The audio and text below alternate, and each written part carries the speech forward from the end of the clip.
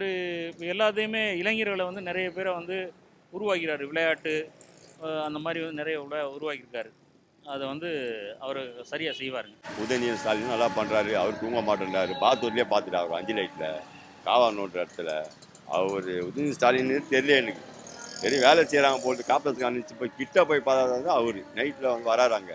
வந்து ஃபுல்லாக பார்க்குறாரு. ஆனால் அந்தமாரி துணைமுதலமைச்சர்லாம் வந்து சத்தியமாக கடி ரொம்ப கஷ்டம். இருந்தாலும் தூக்கத்தை விட்டு போய் பார்க்குறாரு பாருங்க.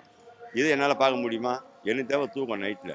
அந்த தூக்கத்தெல்லாம் விட்டு போய் பார்க்குறாரு. அவன் தான் மனுஷன். டிஎம் கட்சிக்காரங்களாம் வந்து எல்லாம் நானே ஃபுல்லாக தெரிஞ்சுக்குவோம் கட்சிக்காரர். இப்போ இதுங்க விஜய் கூட போகிறது எல்லாமே என்ன சொல்கிறது, சின்ன பசங்க, அறியாத பசங்க. அதுங்க ரத்த ஓட்டம் ஜாஸ்தி. சிலதுக்கு புரிஞ்சாதான் அதுங்களுக்கு தெரியும், சிலது புரியாது. இப்போ விஜய்க்கு பேச தெரியல, மைக்கை பிடிச்சி பேசுறதில்ல. இப்போ கட்சிக்காரங்கெல்லாம் பேசுகிறாங்க டிஎம்கில். அவங்க எவ்வளோ அழகாக பேசுகிறாங்க. இப்போ விஜய் எப்படி பேசுகிறாரு? மஜானிச்சா காலங்காலமாக ரத்தத்தில் ஊறி போனால் இளைஞர் அணியிலேருந்து அவங்க வந்திருக்காங்க. அவங்க எல்லாருமே திமுகவுக்கு ஓட்டு போடுவாங்க. இலவச பஸ் பாஸு, 1000 ரூபா மகளிருக்கு, இதெல்லாம் கொடுத்துருக்காங்கன்னா திமுக கூட்டணி கொஞ்சம் வலுவாக இருக்கும்னு நாங்கள் நினைக்கிறோம்.